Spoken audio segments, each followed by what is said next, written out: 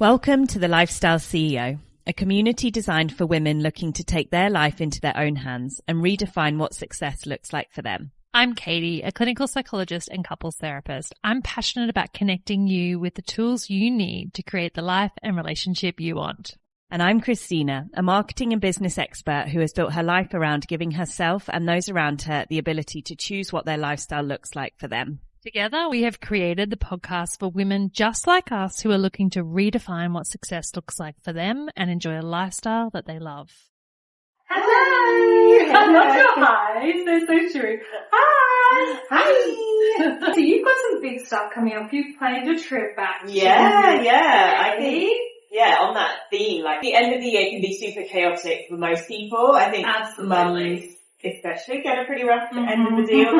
But if you're also a business owner, if you're also living abroad, like there's just a lot of stuff.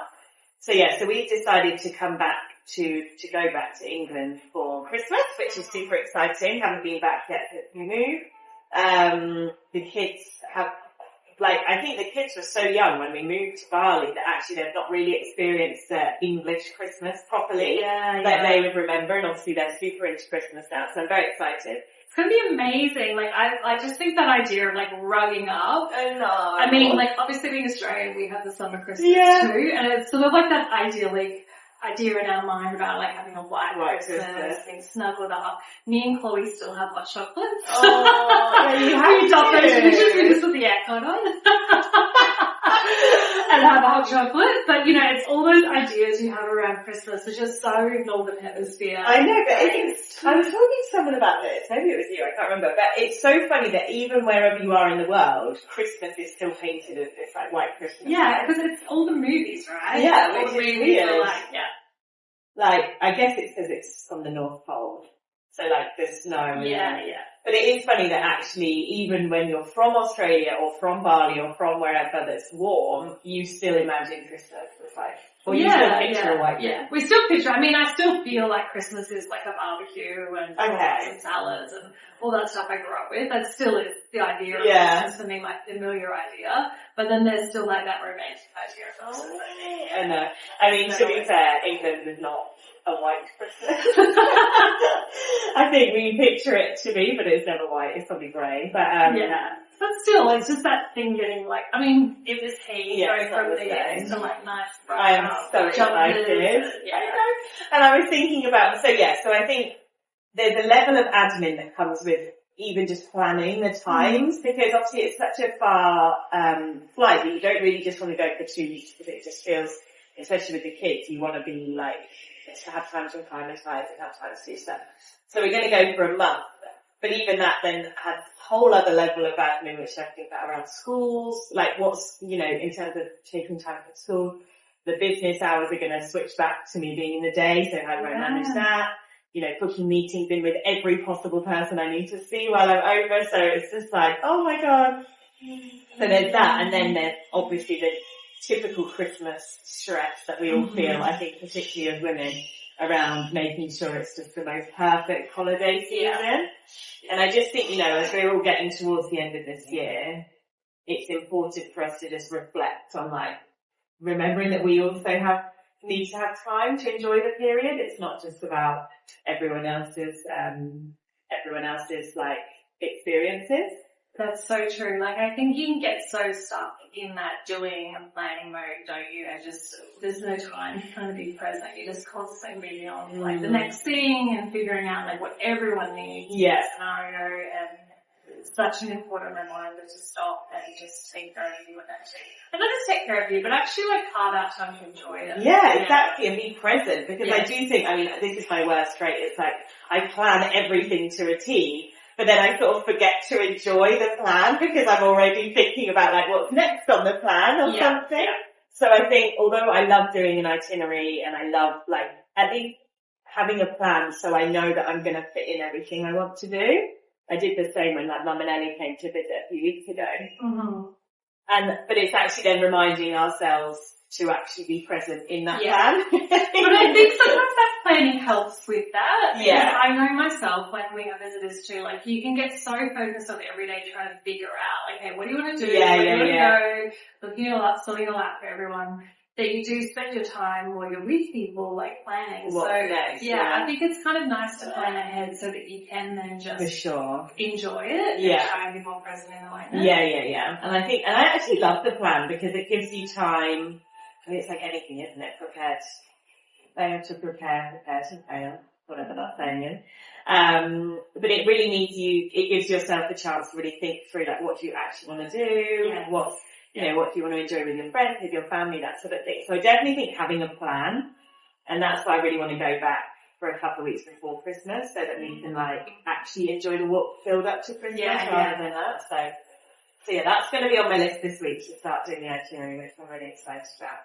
But then I think, especially if you're like an entrepreneur or a business owner, on top of all of that, you could also get really caught up in, like, right, I need to be, like, reflecting on 2024, setting my priorities for 2025. And I think even, again, that's just this next layer of complexity where it's so overwhelming if you're also juggling all of this stuff as well. And I think it really is just carving out time. And we talk about this a lot, but giving yourself time and space to do these reflections and these plannings in whatever area of life it is, but not trying to be like, do it all at once, basically, you know? Yeah. And I'm just thinking, if I'm listening to this and I'm feeling really overwhelmed and I have no time, I'm probably thinking, where do I find that time, Christina? Can you give me that magical time? Because I don't have any. Where am I going to find that? I know. And that's the classic problem, right? It is. I think we also, like, we do have time that we don't recognize. Yeah. So it is that, we often talk about, like, the doom scrolling or, like, so that kind of numbing time that we have in our lives where we might be, like, watching show and show, we might be scrolling, we might be overplaying, we might be doing all these things. And don't get me wrong, like, it's okay to do those things because sometimes we do just need to switch off. Yeah, I agree. It's totally fine to have, like, a session in bed or whatever you need to do. But it is also about recognizing that sometimes, like, switching some of those behaviors can create a space for healthy change and create some space so that you can plan, you can feel more on top of things, you can feel less overwhelmed. So it can be really hard when you're in that space of overwhelm, but trying to kind of sit down and look at your whole day and how you spend your time. Exactly. And I think it is the classic, like, we talked about this before, but, like, being busy for the sake of being busy. Yeah. And actually, it's not like you have to sit down and say, right, I'm planning my goals today. Like, actually, a lot of planning takes place across multiple different sessions. Absolutely. Multiple times. And it might be that you just sit in bed and 10 minutes you just start jotting down, I'd really like to do this experience, or one of my goals is this. And then over the course of a week or so, if you do that a couple of times a week or, every night in bed, you then will start seeing a plan form, and it will sort of take that, the onus of, oh my God, this huge task. It's actually just breaking it down into a little bit. And it's fun, like, instead of doom scrolling, sit and look at cool things to do for Christmas or, planning goals and planning activities. That's actually really fun, I think. And of course, I know, like, everyone is so busy, overworked, organised, over everything, over scheduled. But I think, like we always say, it's kind of like, just take a step back from all of that for a minute and just look at actually what you're doing day to day, if it's necessary. Like, for example, me and a friend had a dinner planned yesterday, and she just texted me like, I feel so overwhelmed, like I really need to just not have something scheduled tonight. And I was like, absolutely, like, of course, that's not a problem. And I loved the fact that she felt comfortable enough to say that. Yes, yeah. And I think that's where we need to be a bit better at saying no, even if we make the plan. And of course, you don't want to do it all the time, but like, we make the plan a week before and then you get to it and you're just like, oh, this is too much for me right now. Yeah. Feel okay to say no, like explain and, give your reasoning. Don't just be like, sorry, I can't make it. But everyone is going to sympathise with that, right? So I think it is that case of trying not to overschedule yourself, but also understanding that you can say no to something if you want to. Absolutely. And it's letting go of those things, isn't it? And even if it is like letting go of sometimes, like during this busy period, like I know things like, cleaning the house and getting on top of all that. Like sometimes it is just accepting that maybe we're not going to be at the standard that we normally are. Perfect. Oh God. Because that carves a little bit of time out, right? Like, so it is, you're right, like it's being able to say no to people or say no to things, which a lot of people really struggle with. And I think just in life, like, I'm a big planner, and Sunday is always my day of like planning out my whole week. And it just sort of, you realise then actually how much time you do have, but actually it makes you feel a bit better about knowing that you've got that task scheduled to do at some point. So for example, you're coming to stay for the next couple of days at the weekend, at the weekend for a couple of days. And I know I want to get the bedroom sorted and get all the house sorted and stuff. But I know I can do that tomorrow because I scheduled it.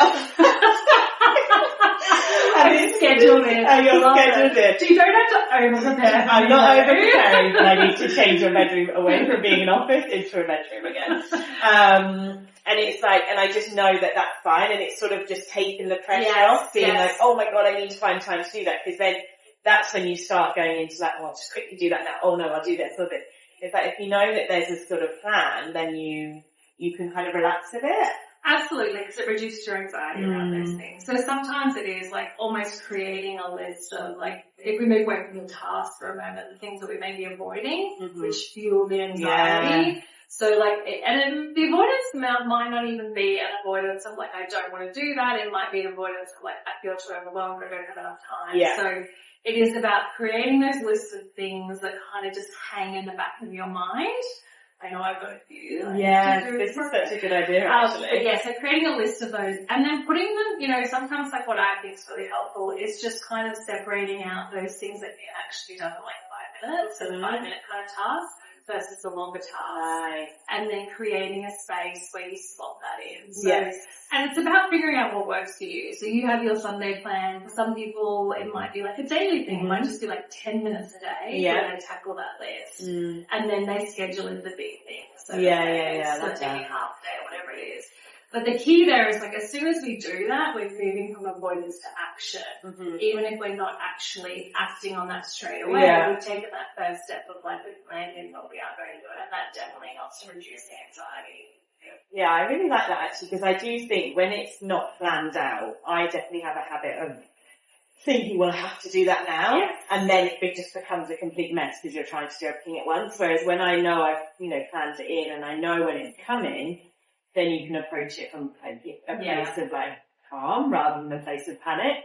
And obviously you'll probably do a better job in that respect. But I just think, this time of year, it's beautiful, it's romantic, it's wonderful in our heads, but actually the reality can be quite overwhelming, and it's an expensive time of year. Unfortunately, again, this social media gives this place of us the comparison or the inspirational content which makes us feel like we need to be doing more and more and more. But I think it's just really important to remember that this is all about being present, being with, whoever you're with during that period, and just, being there. It's not really about having the pretty perfect picture perfect Christmas. No, and there is no such thing. And I think the other thing that Christmas does bring up for a lot of people is a lot of sometimes trauma or grief or sadness or struggles with family interaction. Yeah. So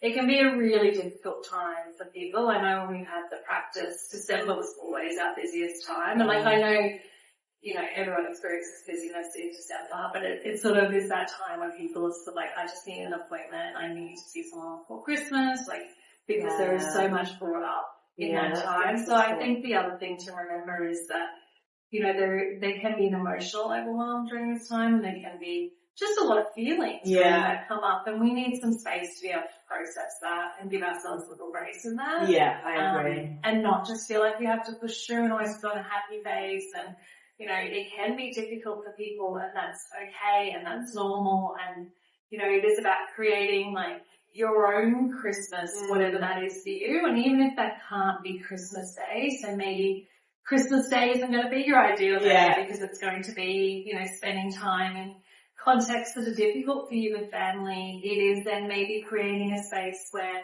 you can have time with just your friends or just your own little, you know, family unit. Where you create your own little Christmas before or after, or, you know, create a space for what you want. And I think that's really interesting actually, because Christmas is such a traditional family holiday, right? So we tend to pick up our habits around Christmas from how we were brought up, and then it just sort of flows into it, you know. And actually, I do think it's a really interesting idea to think about what you want at Christmas. Like, I remember one Christmas, my sister and I just ended up staying at home, and my parents went out. I don't really know how this happened, but anyway. How old were you? 10? Or just stuffing your parents together? No, we were like grown up. And it was actually amazing, and we had the best time, because I think my family Christmases are quite formal, which I've always loved, but actually it just made that whole day really fun. Like, we were being stupid and just playing games, and we cooked, but we cooked together. Normally my dad would cook or someone. And it was just really fun, and it wasn't, you know, sitting down for this 5 million course meal that we normally have and blah, blah.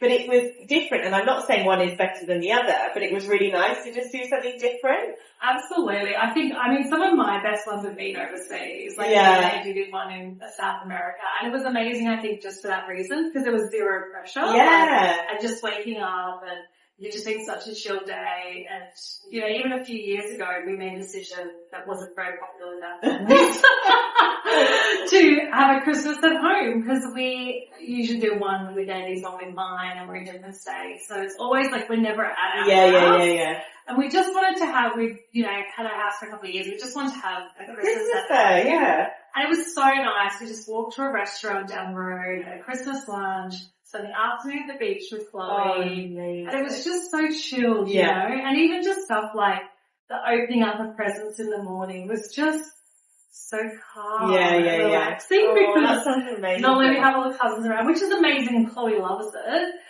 But it's just chaos, loudness, so overwhelming, so much going on, and just to kind of sit in that space and really enjoy that together was really nice. And being really present. Because you're not really thinking about a million other people, right? You're not thinking about anything, and it's just, I love that. You know, we didn't even cook, like, it was just so simple and easy. And sometimes you do need to make those decisions, which may appear a little bit selfish on the outside to other people, but it's just what we need. Exactly. And it's not, and I think this is what we talk about a lot, is like creating a life that we want, and like creating life on our terms. And actually, it's not just about, you know, living where you want to or creating a business. It's actually about these tiny little things that happen every year, where we just probably all go along with the status quo or whatever everyone wants to do, but actually take a minute to sit down and be like, what do I want out of this holiday season? And we always say in our family, like, Christmas isn't a day, it's like a season, right? So it doesn't, you know, if there's a strange family dynamic or whatever,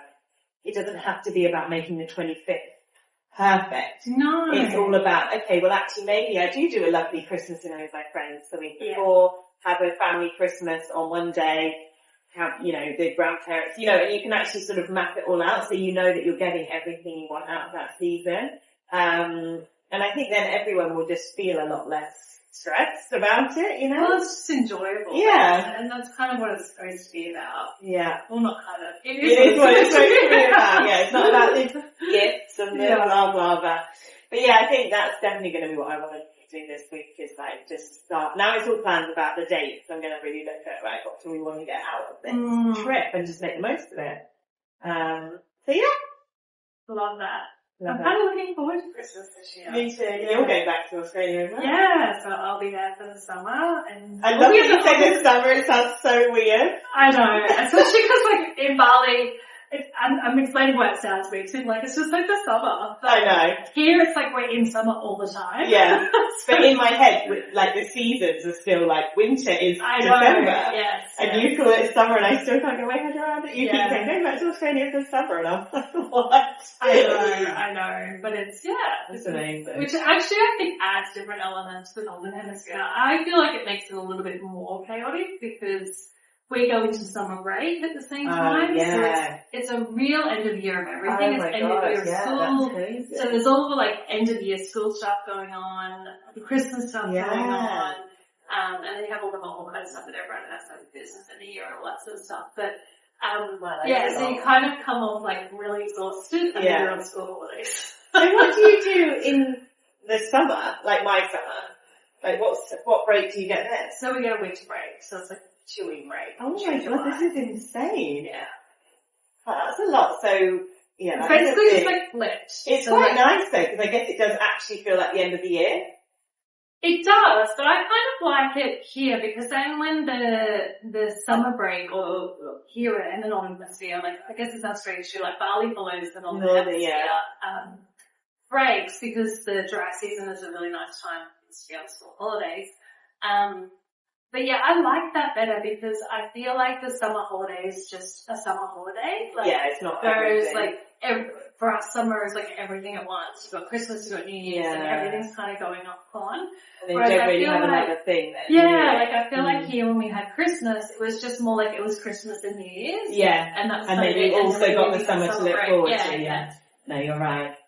So I like that split. Yeah. No, I think definitely we all could do with just being a bit more selfish during these times. And that's not even call it selfish. No, selfish sounds like a bad word. Eating our needs. No, like the basics. Let's call it like living a life that we actually want to. You know, like it's so interesting even that we always talk about like we need to be selfish. And it's not selfish, like it's your life. You know what I mean? So it is about like knowing what you want and living it in the way that feels good for you. Nice. All right. Well, let's get planning then. Yeah, sounds good. Lovely to chat. Bye. Bye. You're ready to create a life on your terms. Join us every week and make sure to like and subscribe to keep up to date with new episodes. All the links to keep in touch with us are in the bio.